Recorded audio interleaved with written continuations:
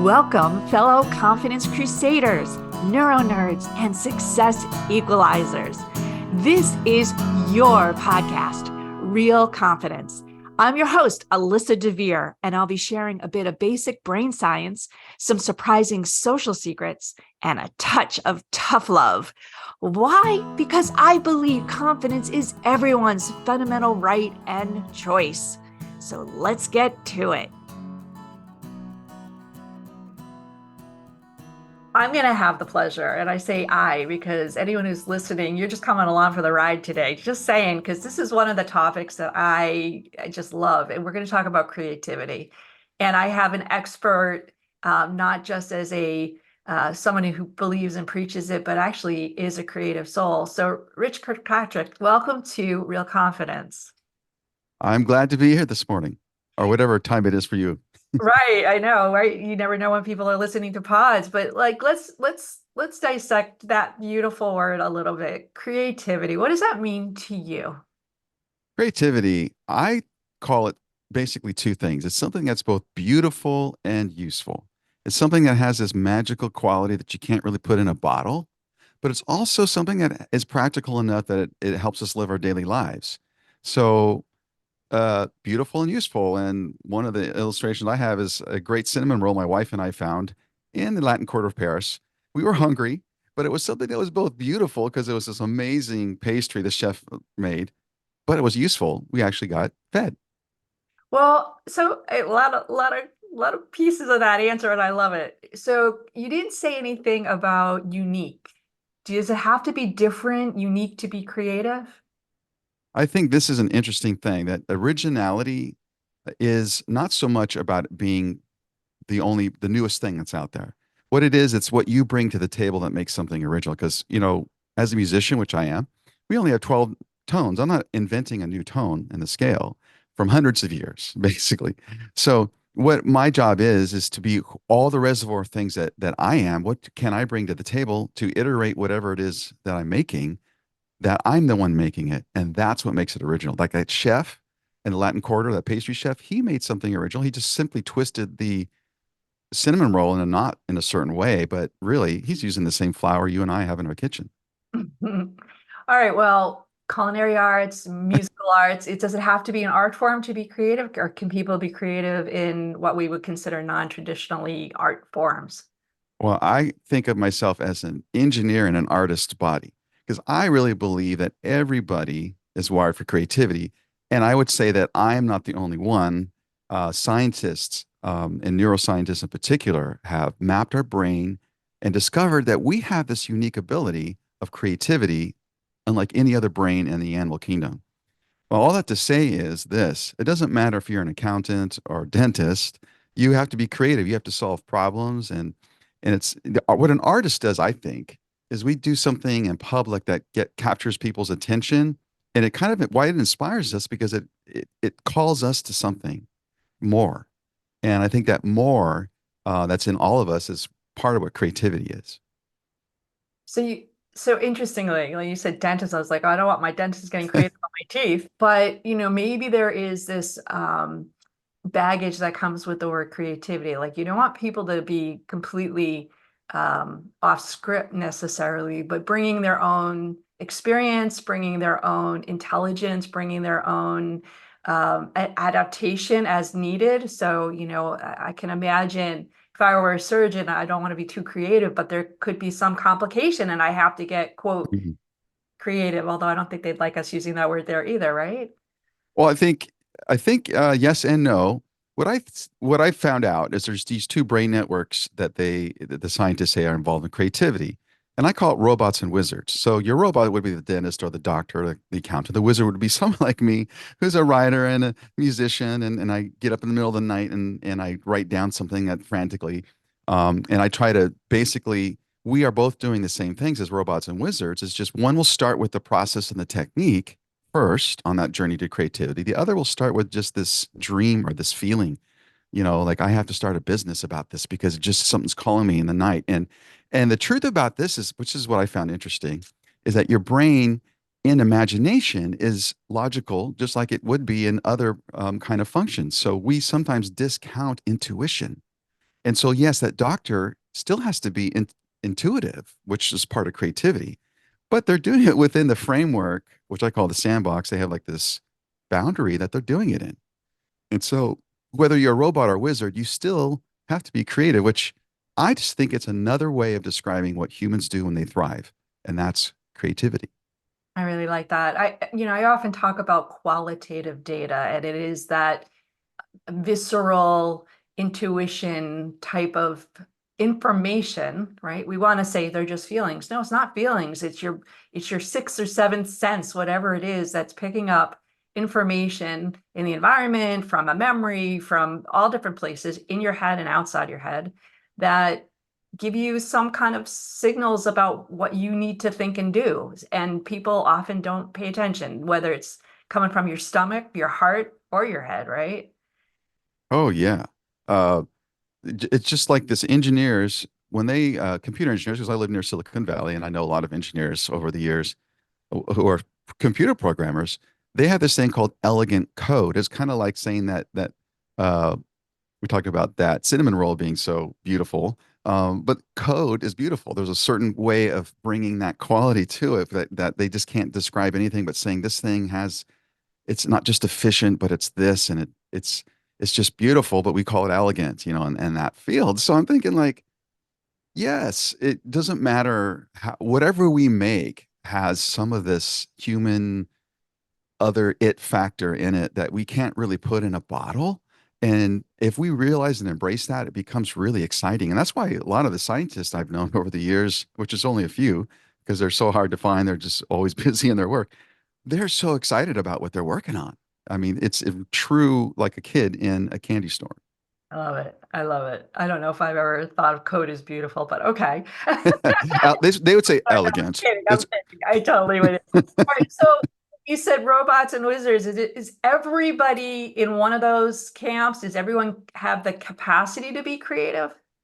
Yes, in my book, Mind Blown, Unlock Your Creative Genius, talk about bridging science and magic. And so that's really the robot and the wizard. These are the two brain networks, metaphors for really, that we all have. And so 20% of us are really like we're the wizard, and we describe what that is. And then the other 80%, most of us are trained to be the robot in our culture, where we start with a process, we find the one answer. So one goes from one place to many, the other goes from many places to one, but our brains need to do both of these things.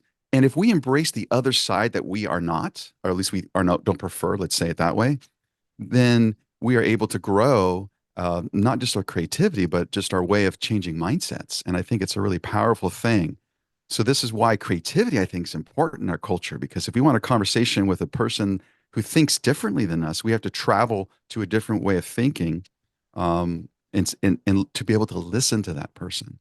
And so this is where the robot and wizard, really, we have these two things in us, and bridging them and going between them quicker, back and forth, is really how the super creative people operate.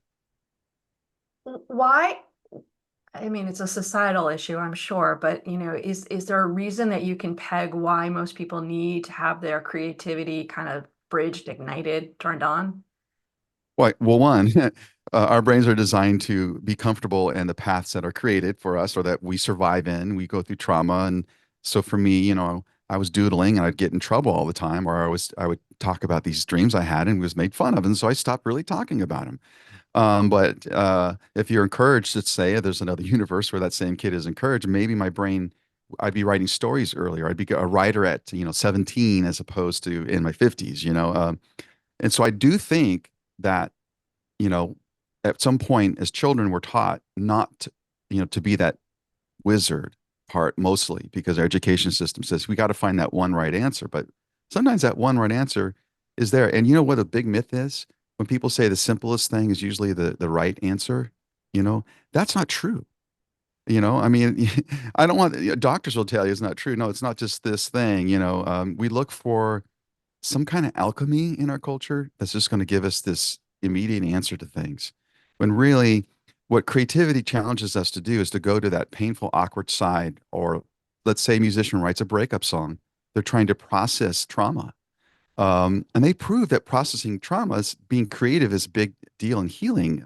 One research that had people, cancer patients who would would journal their traumas. And the language went from me and here's what I'm going through to we and how they fit in the whole world and became grateful for things. And they physically got better. And this has been repeated several times. So to be creative and to do my wife, she has succulent garden, to tend that, or to put on dinner parties, or, it doesn't have to be your vocation, but it's your human way of thriving. When we make things, those parts of our brain, if we're able to move them back and forth, it takes a little effort. Just like a garden, you got to trim. That's really what it's about. So if we're just looking for a pill, let's just do this quickly, it's not going to work. But if we look for something that we actually love to do, and we kind of pursue the hard part of it, I call it embracing the awkward side. If we do that more, then we can grow. So what happens when it's stifled though? Do you see people who should have, would have, could have, I hate those words, but people who were slammed down as creative, whether musician, artist, whatever they might have been, and they grow up and they realize, I'm really feeling like this is a missed path that I had. What's the implication of that? Well, I think the thing about being human beings is we are always changing. And so if we embrace that, I call it Mr. and Mrs. Should have, could have. Um, and those characters are useless for us because we can't go back in time. It might be a good story to write, and I like sci-fi, so that's great. But we really can't. We can, though, take the point that we are now and learn a new instrument. It's okay to not be an expert on something, to show us one humility, but also to help us know that we're alive. If we're looking, here's another thing. Creativity, I think, is a process. It's not just a product. It's not just something that has an achievement attached to it. It's like saying a person's tombstone is their life. All that they've done before, that's what's important. So if we develop a process in our life that helps us move forward and to be present in ourselves and with those around us, that's that's what's worth, and that's why creativity is great, because the process sometimes isn't going to create a bestseller, or it's not going to, I'm not going to be a professional musician, but what it will do, like my brother who's an accountant who plays incredible guitar but never for an audience, it's going to enrich our lives in such a way that we're more human. Beautiful words. I'm curious. People ask me all the time, well, how did you get into being a confidence expert? And well, what has been the change, right? So I'm going to ask you the same question. I don't think anyone kind of goes through their life saying, I'm going to be a creativity consultant, right? It's just not something that I think dawns on most people, but you've become an expert in this field. How and why, and how have you seen it really change other people's lives, your brother and other folks that you have experienced? Well, when I was a teenager, I used to look at my shoes and, and walk around. Um, and I changed. I'm actually talking to a person and hopefully being somewhat coherent. Um, so it took a teacher, my music teacher, who looked at me and said, "Here's what you could be."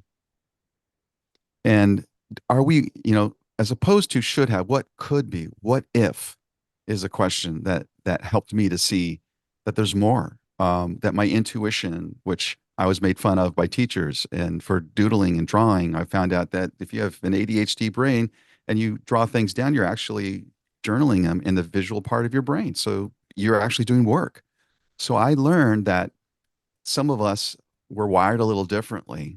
And as we discover those limitations, then we can learn that the possibilities still exist for doing greater things. So creativity came out of my own personal story of just trying to figure out, you know, something inside me tells me that I could do more. This one teacher told me I could do more and do something with music. And I ended up getting a full scholarship to music school years later. And I ended up auditioning for the school play when it's a shy kid looking at his shoes because there's a beautiful redhead who's now been my wife for 34 years. But it starts, we can start like that. If you could just see me and I could see myself as that kid who really did look down at his shoes and it really did feel defeated and really did feel like, what could I even offer? Why should I even speak up? But yet had words in me. Um, so to get a vision, to have people around you who can speak that to you, who could say to you, you could, if you chose to. And so that's the marriage of that teacher saying, you could, and me saying, I want to, and I can see it too. Yeah, and you said it's a limitation. I don't know, and I'm sure like in hindsight you would agree with me on this. I don't think the way people think in any regard is necessarily a limitation. It's just a direction, right? And the proof for me was really interesting. Just recently, my younger son, who is in a culinary arts program, and he is an extraordinary chef. I mean, just extraordinary on so many levels, and everybody who knows him would say the same. Had has to take a couple other classes outside of that to round out his bachelor's in culinary arts. And every time he takes something like math or something that he was told over the years Mm, is limited, he can't get past it. And here I am, the confidence queen, right? So it's just one of those things that just proves over and over again if you are told you're limited or you can't do something or you're not creative for that matter. mm, And don't listen to everyone. Just don't. Don't yep. listen to the doctors. Don't listen to the teachers. And my husband's a teacher too. Like it's not a limitation. It's just maybe a direction or a preference. So, and for what it's worth, um, I think in a lot of cases it's a blessing because it gives you that direction and that guidance to what you love and what you're going to be the best in for yourself, right? So Yes. let's embrace that opportunity. So, Rich, I'm going to ask you one more question before we go to our break, which is I started to ask you, does everybody have the ability to be creative? And I think in part of your answer, you came back and said yes, just in different ways. So, creativity at any age, creativity in different ways, you've seen it. Can you give me some more examples of how people kind of pivoted, maybe even later in life, to embrace their creativity? I think the biggest thing, first of all, is realizing, like I said, that we all wired for it. So you have to realize it's normal to be creative. But the second thing about that is to see that doesn't really, it's going to look different as people are different. It's going to look like a hobby for somebody. It's going to look like someone's job for another person. If they're, a friend who's a music producer and he just creates new stuff every single day, or like a chef might give iterations on their menu. Um, so really, the what it would look like is really hard to say. Part of it's seeing what the steps of it are, and what researchers quickly here, there's like these four things. There's the preparation stage, there's the incubation stage, illumination stage, elaboration stage. And all that really means is you start out at some point you have to prepare.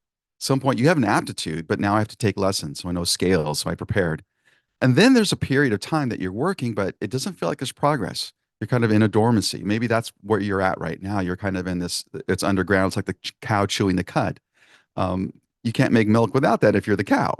But a lot of people on the outside don't see that that's what's going on.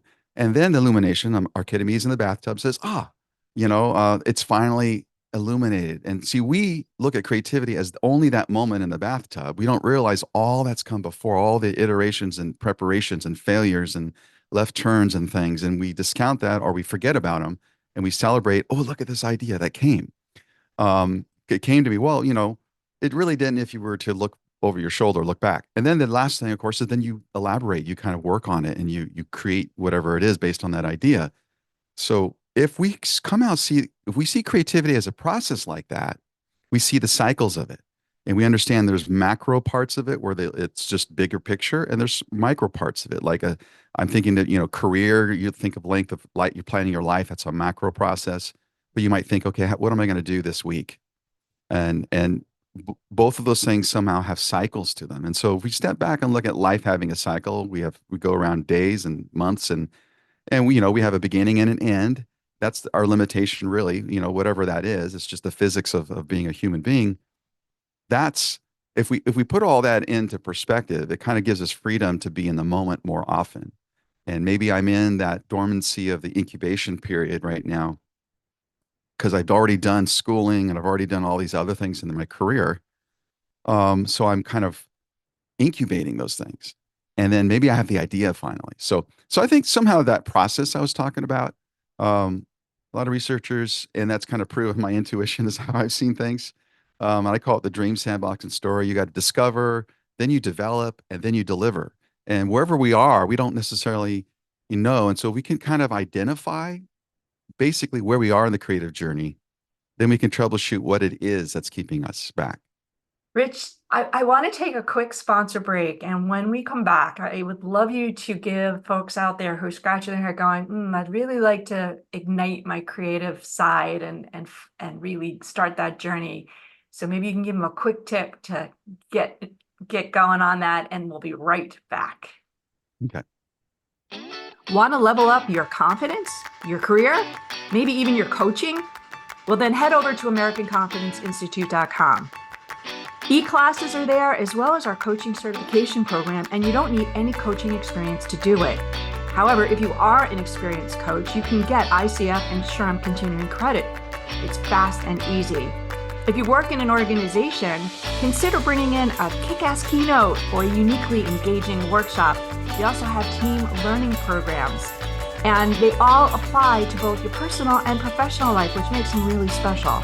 They're great for ERGs, the leaders, the member programming, or really any type of professional learning and development in your organization. So give us a holler at www.AmericanConfidenceInstitute.com. I want to welcome everyone back. I'm here with Rich Kirkpatrick, and we are talking about creativity. So, Rich, somebody who's been listening is going, boy, I really would love to be more creative. What's the one thing they can do now?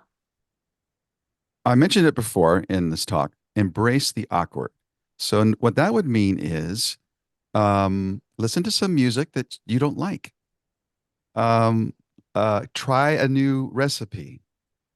Go visit a store that you are uncomfortable or you would never go into. And so what that means is physically do something that's going to cause your brain to have a new experience. And that will help ignite this curiosity part in your brain, give you a point of confidently saying, I could think of something different and new. Because that's really what creativity is. It's based upon boredom, for instance. So you let yourself be bored is another idea. So that's an awkward thing for a lot of us. Put the phone down, sit in the silence, and see what happens. These are all awkward things for us to do. They're not dangerous things for us to do, but they feel like it. And if we can do something like that and find new habits or practices to try things like that, it could really inspire us. Terrific. Terrific. I love that. And I do that a lot, actually. I do that a lot. Joined a choir recently just because I wanted to reactivate that part of my brain. And it was scary at first, but very, very fulfilling as it got more comfortable. So I appreciate that advice personally. To find you, to read your book, to get some more information about you, what's the best way people can do that? I have a website. It's rkblog.com. And my book's on Amazon and anywhere you like audiobooks as well. Okay, great. Thank you so much for sharing your wisdom, infusing and inspiring creativity in all of us. And thanks so much for being on the podcast today. My pleasure.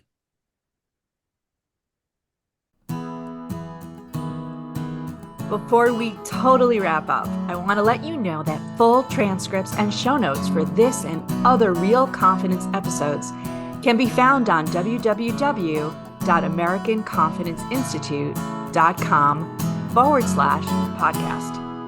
I also want to remind you once again that the best way to get confidence is to give it to others. And you can do it just by liking and sharing this episode on your preferred podcast and social media channels. You can even give me some confidence by noting topics you'd like me to consider for the future. So for now, this is Alyssa DeVere. Thank you for helping to bring more confidence to the world. Master editing done by Ben Weinstein with original music performed and composed by Jeff Mitchell. Real Confidence is a production of American Confidence Institute. All rights reserved.